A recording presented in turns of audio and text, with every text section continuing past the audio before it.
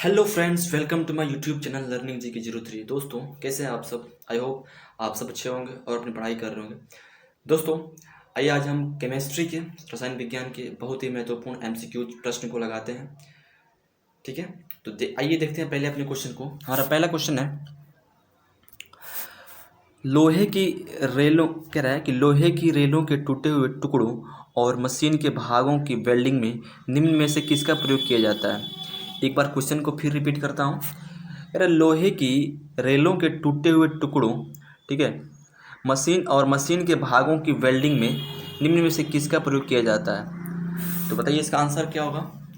आप ऑप्शंस को ध्यानपूर्वक पढ़िए और अपना आंसर देने का प्रयास कीजिए। इसका आंसर क्या होगा बताइए। तो इसका आंसर हो जाएगा ऑप्शन सी। ठीक है, तो एल्युमिनियम पाउडर। ठीक ना। तो हम जो होता है, जो रेल के जो टूटे हुए पार्ट्स होते हैं वो किसके, लोहे के न होते हैं, और जो मशीनों के भाग होते हैं उनमें वेल्डिंग किया जाता है। ठीक है, तो वो किसका प्रयोग किया जाता है उसमें करके? तो एल्युमिनियम का होता है। इसका एल्युमिनियम पाउडर का, एल्युमिनियम पाउडर का। ठीक है दोस्तों, चलिए आइए चलते हैं अगले क्वेश्चन पे। तो फ्रेंड्स, हमारा अगला क्वेश्चन है, बहुत इंपॉर्टेंट है। स्टेनलेस स्टील किसकी मिश्र धातु है? क्या कह रहा है? स्टेनलेस स्टील किसकी मिश्र धातु है? ठीक है, तो आपका आंसर क्या होगा बताइए। इसका आंसर हो जाएगा ऑप्शन सी। ठीक है, तो स्टेनलेस जो स्टील होता है वो क्रोमियम आयरन का मिश्र धातु होता है। क्योंकि ऑप्शन में क्रोमियम और आयरन दिया है, इसलिए इसमें आंसर क्या हो जाएगा, क्रोमियम आयरन। लेकिन इसमें एक और धातु होता है, वो कौन होता है? तो वो निकल होता है। कौन होता है? निकल। तो मुख्य रूप से जो स्टेनलेस स्टील होता है मिश्र धातु, वो क्रोमियम आयरन और निकल का मिश्रण होता है, मिश्र धातु होता है। ठीक है, समझ गए इसको। चलते हैं अपने अगले क्वेश्चन पे। तो फ्रेंड्स, हमारा अगला क्वेश्चन है, अरे कठोर स्टील में होता है, कठोर स्टील में होता है, तो इन ऑप्शन में से क्या होगा बताइए। आंसर हो जाएगा ऑप्शन बी। ठीक है, तो कठोर स्टील में होता है 0.5 से 1.5% कार्बन होता है। ठीक है, 0.5 से 1.5% क्या होता है? तो कार्बन होता है, कार्बन। ठीक है, तो इसको आप याद रखिएगा, काफ़ी इंपॉर्टेंट है ये। कई बार क्वेश्चन जो एग्जाम में आया हुआ है, तो जरा इसका तथ्य जान लेते हैं विस्तार से थोड़ा बहुत। दोस्तों, कह रहा है कि जिस स्टील में 0.1 से 0.4% तक कार्बन उपस्थित होता है वह नरम स्टील, उसको मिल्ड स्टील कहलाता है। ठीक है, जबकि कठोर स्टील में लगभग 0.5 से 1.5% तक कार्बन होता है, वह क्या होता है? वो कठोर स्टील होता है। ठीक है, यानी यहाँ पे हमको साफ साफ ये बात समझ में आ रही है कि जिस स्टील में कार्बन की परसेंटेज जितनी अधिक होगी, जिस स्टील में कार्बन की मात्रा जितनी अधिक होगी, वह स्टील उतना ही कठोर होगा। ठीक है, वह स्टील क्या होगा? उतना ही कठोर होगा। ठीक है, ये आप समझ गए। चलते हैं अपने अगले क्वेश्चन पे। तो हमारा अगला क्वेश्चन है, पोर्टलैंड सीमेंट में जिप्सम मिलाने से क्या मदद मिलती है? ठीक है, क्वेश्चन है कि पोर्टलैंड सीमेंट में जिप्सम मिलाने से मदद मिलती है, मतलब क्या मदद मिलती है? तो बताना है आपको आंसर। ऑप्शंस को ध्यानपूर्वक पढ़िए वीडियो रोक करके और अपना आंसर दीजिए। अगर आपको आंसर पता है तो अपना आंसर कमेंट कर सकते हैं। बहरहाल इसका हो जाएगा आंसर ऑप्शन सी। ठीक है, तो पोर्टलैंड सीमेंट में जिप्सम मिलाने से क्या होता है कि सीमेंट को शीघ्र जमने से रोकने में मदद मिलता है। क्या होता है? सीमेंट को शीघ्र जमने से मदद मिलता है। आप समझ रहे हैं ना? जो पोर्टलैंड सीमेंट में होता है, जो पोर्टलैंड सीमेंट होता है वो है किससे बनता है? तो जिप्सम में। एक सेकेंड, क्या कह रहा है कि पोर्टलैंड सीमेंट में जिप्सम मिलाने से, ठीक ना। हाँ, यानी पोर्टलैंड सीमेंट होता है उसमें हम जिप्सम मिला देते हैं। किस लिए मिलाते हैं? क्योंकि सीमेंट जल्दी जमे ना, यानी उसको शीघ्र जमने से रोकने के लिए क्या करते हैं हम? सीमेंट में, पोर्टलैंड सीमेंट में जिप्सम मिलाते हैं। ठीक है, तो इस प्रकार से क्या हो जाएगा इसका आंसर? Option C. ठीक है, सीमेंट को शीघ्र जमने से रोकने में मदद मिलती है। ठीक है दोस्तों, जरा जान लेते हैं इसके बारे में थोड़ा सा कि क्या होता है पोर्टलैंड सीमेंट या फिर और चीज़। दोस्तों, पोर्टलैंड सीमेंट में जिप्सम, इसका फॉर्मूला होता है CaSO4 and 2H2O। जानते हैं, मिलाने से सीमेंट की उत्कृष्टता बढ़ जाती है। ठीक है। जैसे सीमेंट के जमने के समय पर नियंत्रण रखा जा सकता है, यानी इस प्रकार जो सीमेंट है वो जमने से उसको हम यानी बहुत देर तक रोक सकते हैं। एक सेकेंड, ठीक है, समझ बात को। आप चलते हैं अपने अगले क्वेश्चन पे। तो फ्रेंड्स हमारा नेक्स्ट क्वेश्चन है, सीमेंट की खोज किसने की? सीमेंट की खोज किसने की? तो आपके ऑप्शन है ए अगास्टिस, आपके ऑप्शन बी हैं एल्बर्ट्स मैग्नस, आपके ऑप्शंस, और ऑप्शन सी है आपका जोसेफ स्पादिन, ऑप्शन डी है जैनसिन। तो बताइए इसका आंसर क्या होगा? अगर आप जानते हो आंसर तो अपना आंसर कमेंट कर सकते हैं। इसको हो जाएगा आंसर ऑप्शन सी, ठीक है। तो जोसेफ स्पादिन ने क्या किया था? सीमेंट की खोज की थी। किसकी? सीमेंट की खोज की थी। कौन? जोसेफ स्पादिन। इसको आप याद रखिएगा, क्वेश्चन आ सकता है एग्जाम में, ठीक है। तो दोस्तों जरा जान लेते हैं इसके बारे में तथ्य को, महत्वपूर्ण, ठीक है। तो दोस्तों सीमेंट की खोज जोसेफ स्पादिन ने 1824 में की थी। इसका रंग ब्रिटिश तट पर पोर्टलैंड के द्वीप पर उत्खनित पत्थर के समान होने के कारण उन्होंने इसका नाम पोर्टलैंड सीमेंट रखा। स्टार्टिंग में इसका नाम क्या था? Portland cement. आज इसको हम ऐसे सीमेंट बोलते हैं, लेकिन इसका नाम क्या है? Portland cement. क्यों पड़ा इसका नाम? तो एक बार फिर पढ़ते हैं। इसका रंग ब्रिटिश तट पर पोर्टलैंड के द्वीप, ये ब्रिटिश जो है ना, जो आइलैंड है, जो इंग्लैंड है, उसका जो तट है, एक्चुअली जो इंग्लैंड है वो एक द्वीपीय देश है, ठीक है। तो उसका तट है, ठीक है, तट पर पोर्टलैंड के द्वीप पर उत्खनित पत्थर के समान, वहाँ पे कोई पत्थर पाया गया, पत्थर के समान होने के कारण उन्होंने इसका नाम क्या रखा? पोर्टलैंड सीमेंट रखा, ठीक है। तो इस प्रकार से आपने देखा, इस तथ्य को समझा। चलते हैं आपके अगले क्वेश्चन पे। ये बात एकदम आप याद रखिएगा, इसका सन और आविष्कार, खोज किसने किया था? जोसेफ स्पादिन ने, ठीक है। नेक्स्ट क्वेश्चन, तो किसके द्वारा उत्पन्न होता है? बताइए इसका आंसर क्या हो जाएगा? ऑप्शन सी, ठीक है। तो थर्मल पावर प्लांट द्वारा क्या होता है? उत्पन्न होता है, फ्लाई एश, ठीक है। हमारा क्या हो जाएगा आंसर? ऑप्शन सी हो जाएगा। जैसे देख रहे थे इसके बारे में तथ्य को, ठीक है। तो इसमें कुछ खास नहीं है। थर्मल पावर प्लांट से फ्लाई ऐश उत्पन्न होता है, जिससे वातावरणीय प्रदूषण होता है, ठीक है। चलते हैं अपने अगले क्वेश्चन पे। हमारा अगला क्वेश्चन है फ्रेंड्स, सीमेंट बनाने के लिए किसके मिश्रण को खूब तप्त किया जाता है? तो बताइए इसका आंसर क्या होगा? आप ऑप्शंस को ध्यानपूर्वक पढ़िए और अपना आंसर देने का प्रयास कीजिए। सीमेंट बनाने के लिए किसके मिश्रण को खूब तप्त, माने खूब ताप पर उसको तपाया जाता है, गर्म किया जाता है? तो आंसर क्या हो जाएगा? ऑप्शन बी, ठीक है, चूना पत्थर और मृतिका, ठीक है। चूना पत्थर और मृतिका की जो मिश्रण होता है उसको खूब तप्त किया जाता है सीमेंट बनाने के लिए, ठीक है। तो दोस्तों आप इसका आंसर क्या हो जाएगा? चूना पत्थर और मृतिका, इसको याद रखिएगा। चल जरा देख लेते हैं इसके बारे में तथ्य को हम। दोस्तों सीमेंट मुख्यतः कैल्शियम के सिलिकेट और एल्यूमिनेट यौगिकों का मिश्रण होता है। ध्यान से देखिए, सीमेंट मुख्यतः क्या होता है? कैल्शियम के सिलिकेट, ठीक है, और एल्यूमिनेट यौगिकों का मिश्रण होता है, जो calcium oxide, silica, aluminium oxide और लौह ऑक्साइड से निर्मित होते हैं।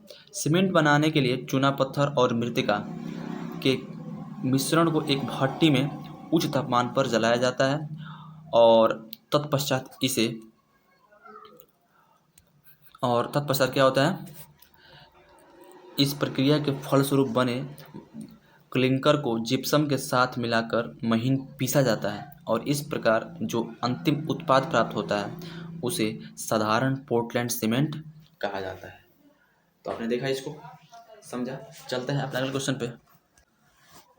फ्रेंड्स हमारा नेक्स्ट क्वेश्चन है, सीमेंट सामान्यतः किसका मिश्रण होता है? तो आंसर क्या हो जाएगा? ऑप्शन ए, ठीक है, कैल्शियम सिलिकेट और कैल्शियम एल्यूमिनेट का मिश्रण होता है, ठीक है। ये याद रखिएगा, किसका मिश्रण होता है?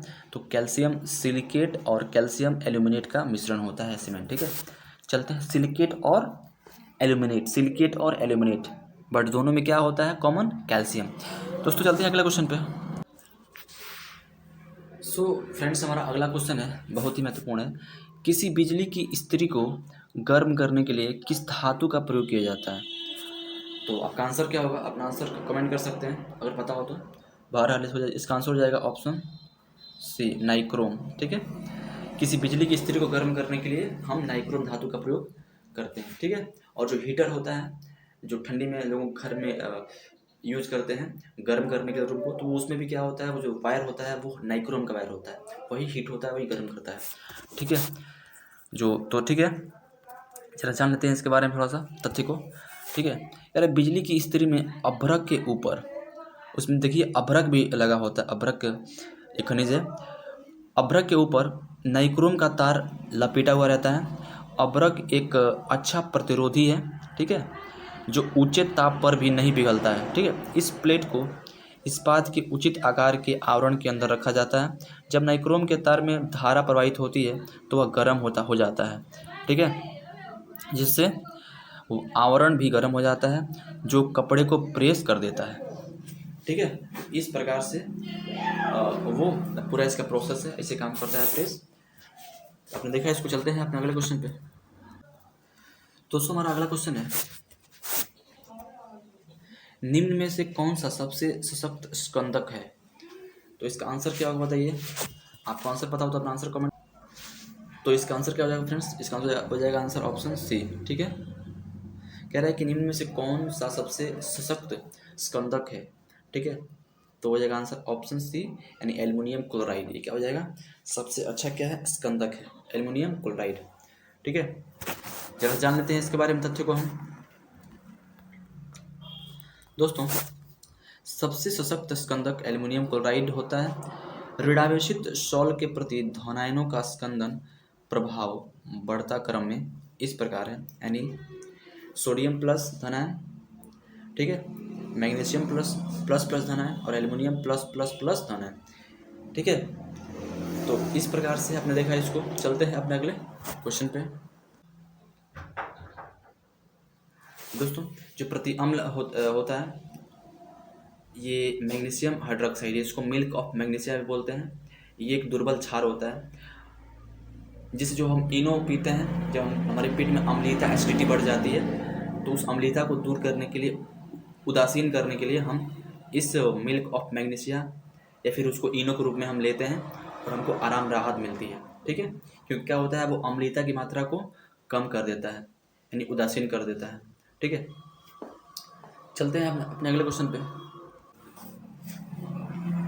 हमारा अगला क्वेश्चन है फ्रेंड्स, निम्नलिखित में से कौन सी धातु मुक्त अवस्था में पाई जाती है? निम्नलिखित में से कौन सी धातु मुक्त अवस्था में पाई जाती है? तो आंसर क्या हो जाएगा? ऑप्शन ए, तांबा। तांबा क्या होता है? तो मुक्त अवस्था में पाया जाता है। यहाँ पे जो ऑप्शन है इनके कंपैरिजन में, ठीक है, वरना अगर यहाँ पे सोना होता तो सोना भी क्या होता? मुक्त अवस्था में पाया जाने वाला धातु होता। ठीक है, चलते हैं अपने अगले क्वेश्चन पे। दोस्तों पहले उसी क्वेश्चन के बारे में कुछ तथ्य को जान लेते हैं। प्रकृति में तांबा मुक्त अवस्था तथा संयुक्त अवस्था दोनों में पाया जाता है, ये बात ध्यान रखिएगा। अब क्वेश्चन में क्या था कि मुक्त अवस्था में कौन पाया जाता है? तो तांबा। तो सही बात है, लेकिन एक और बात उसमें है कि तांबा संयुक्त अवस्था में भी पाया जाता है। ठीक है, तांबा को उत्कृष्ट धातु कहा जाता है, यह एक, और तांबा एक संक्रमण तत्व भी है। ठीक है, संक्रमण तत्व है। आदि मानव द्वारा सबसे पहले तांबा का ही प्रयोग किया गया था। ठीक है, सबसे पहले जो धातु का प्रयोग किया गया था, सबसे पहले वो तांबा का ही प्रयोग था। ठीक है, आप चलते हैं अपने अगले क्वेश्चन पे।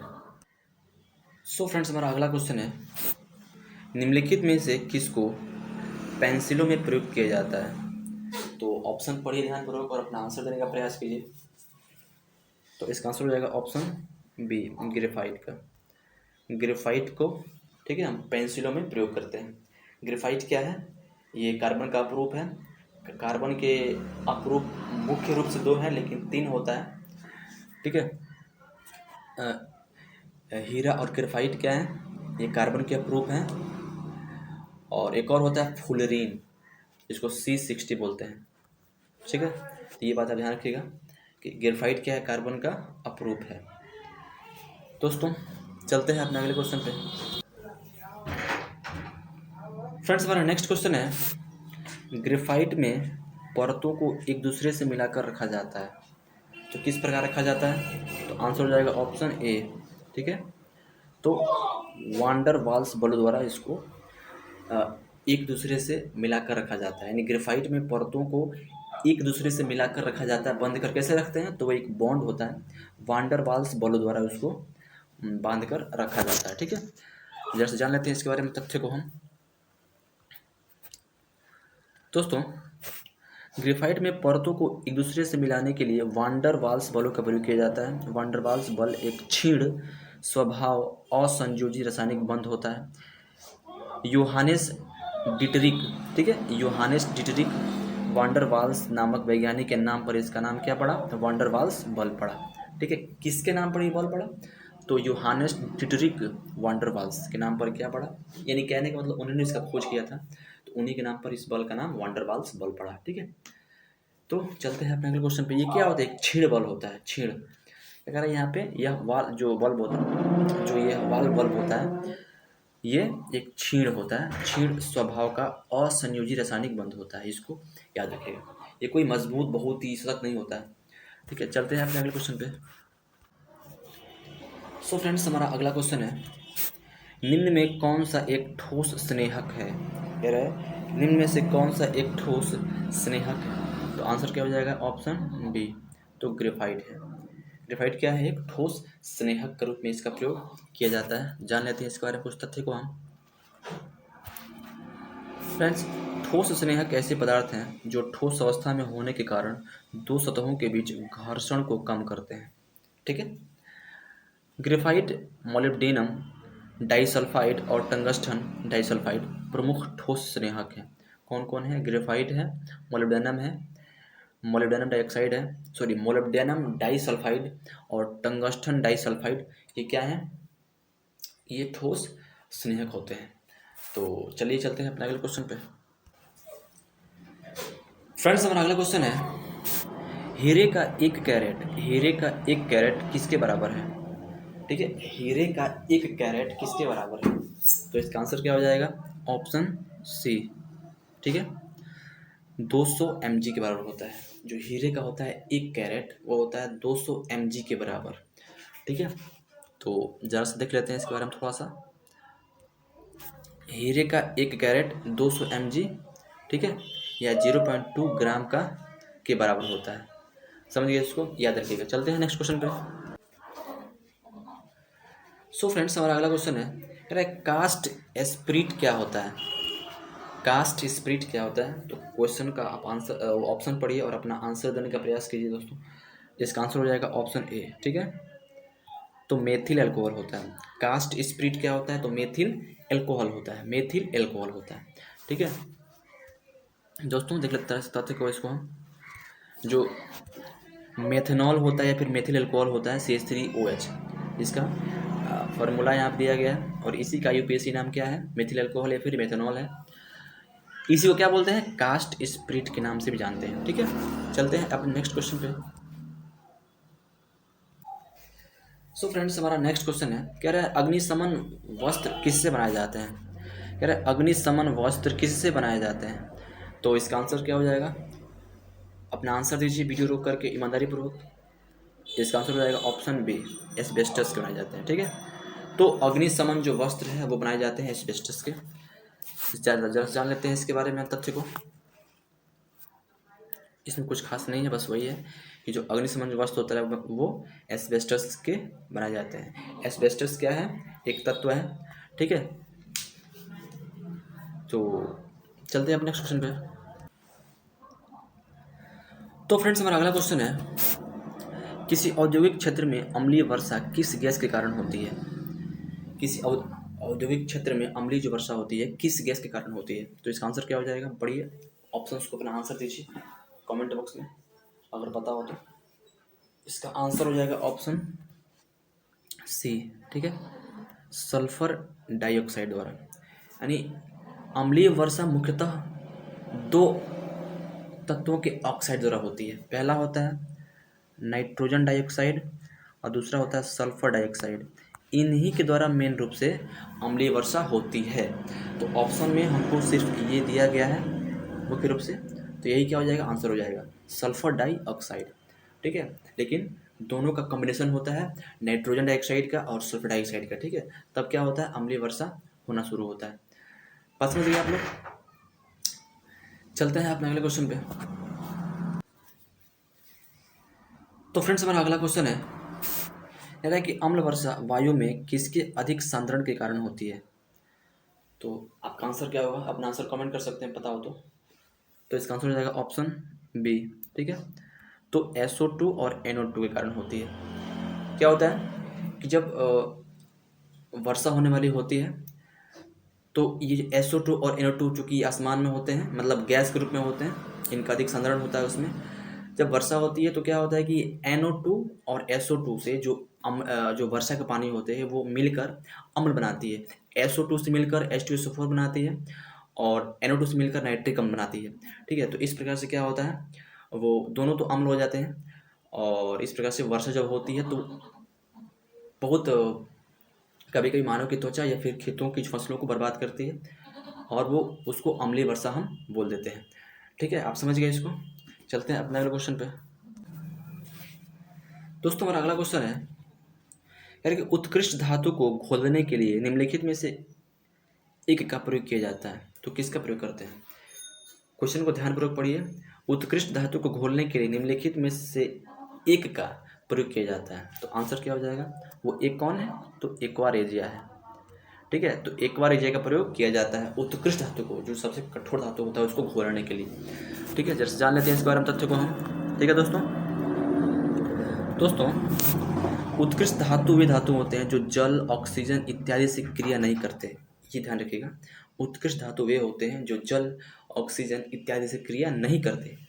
इनको घोलने के लिए एक्वारेजिया यानी 3 भाग HCl और 1 भाग HNO3 का प्रयोग किया जाता है। इसमें स्वर्ण घुल जाता है जबकि जल, ऑक्सीजन व अम्लों में यह अघुलनशील होता है स्वर्ण। ठीक है ना, यानी एक्वारेजिया में हम स्वर्ण को या फिर प्लेटिनम को घोलने के लिए प्रयोग करते हैं उसको। ठीक है, आप समझ गए इसको। चलते हैं अपने अगले क्वेश्चन पे। तो फ्रेंड्स हमारा अगला क्वेश्चन है, एक्वारेजिया आयतन में 1:3 के अनुपात में निम्नलिखित में से किसका मिश्रण है, तो इसका आंसर क्या हो जाएगा, ऑप्शन ए। ठीक है, तो HNO3 और HCl यानी सांद्र HNO3 और सांद्र HCl, इसको हम बोले अगर इसका क्या मतलब होता है सूत्र का, तो सांद्र नाइट्रिक अम्ल और सांद्र हाइड्रोक्लोरिक अम्ल, तो इसका मिश्रण होता है।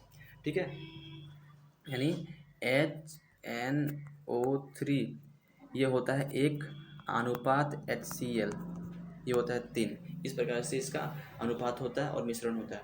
ठीक है, तो ये दोनों मिलकर क्या बनाते हैं, तो एक्वारेजिया बनाते हैं, इसको अम्लराज बोलते हैं। जान लेते हैं इसके बारे में कुछ तथ्य को हम। ठीक है, तो दोस्तों अम्लराज अथवा एक्वारेजिया सांद्र नाइट्रिक अम्ल और हाइड्रोक्लोरिक अम्ल का मिश्रण होता है। इन्हें प्रायः 1:3 के अनुपात में मिश्रित किया जाता है। इसे अम्लराज या एक्वारेजिया नाम इसलिए दिया गया है क्योंकि यह स्वर्ण एवं प्लेटिनम आदि नोबेल धातुओं को भी गला देता है। ठीक है, आप समझ गए। तो दोस्तों चलिए फिर मिलते हैं अगले वीडियो में, और आपको बताना है कि ये वीडियो कैसा लगा, इसमें जितने क्वेश्चन रहे कैसे रहे, आपने लगाया तो उसको भी बताइए कमेंट में कितना आपके सही हुए। और अगर आप चैनल पर नए हैं तो इसको सब्सक्राइब कर दीजिएगा और अपने दोस्तों में शेयर करना मत भूलिएगा। ये काफ़ी इस पे तमाम परीक्षाओं के वस्तुनिष्ठ प्रश्न कराए जाते हैं। तो फ्रेंड्स चलते हैं, फिर मिलते हैं आपको अगले वीडियो में। तब तक के लिए आपका बहुत बहुत धन्यवाद।